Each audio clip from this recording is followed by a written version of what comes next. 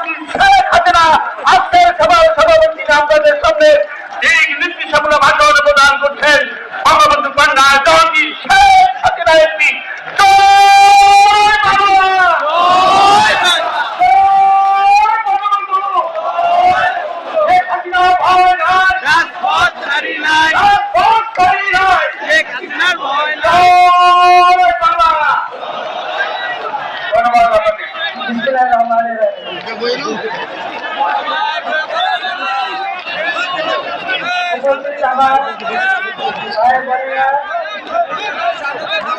আমাদের সংগঠন বাংলাদেশ আওয়ামী লীগ এবং আমাদের সকল সহযোগী সংগঠনের নেতৃবৃন্দ, কর্মী ভাইরা এবং উপস্থিত জনগণ, আসসালামু আলাইকুম।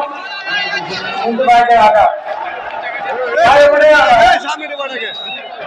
আজকে আমাদের বাঙালি জীবনে একটি ঐতিহাসিক দিন, যেদিন জাতির পিতা বঙ্গবন্ধু শেখ মুজিব সেই পাকিস্তানি কারাগার থেকে মুক্তি পেয়ে ফিরে এসেছিলেন তার প্রিয় এই বঙ্গভূমি বাংলাদেশে।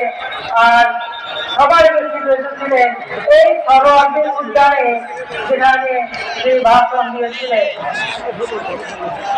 আমি জাতির পিতা বঙ্গবন্ধু শেখ মুজিবের প্রতি শ্রদ্ধা জানাচ্ছি জাতীয়তাবাদী প্রতি সকল শহীদের প্রতি 2 লক্ষ মানবদের প্রতি।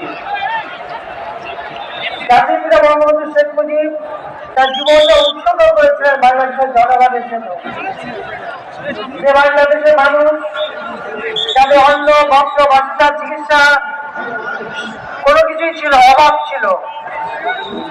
প্রায় 80 থেকে 90 লাখ মানুষই দরিদ্র মানুষকে বাস করত। এক বেলা খাবার পেত না, দিনের পর দিন তাদের না খেয়ে জীবন কাটাতে হয়েছে। থাকার ঘর নেই, বাড়ি নেই, তাদের কোনো ভরসা নেই, কোনো ভবিষ্যৎ নেই, শিক্ষার আরো করে বঞ্চিত, স্বাস্থ্য সেবা শুধু করা হতো। সেই জাতির জন্যই, তাদের ভাগ্য গড়ার জন্য জাতির পিতা বঙ্গবন্ধু শেখ মুজিব তার নিজের জীবনটা উৎসর্গ করেন।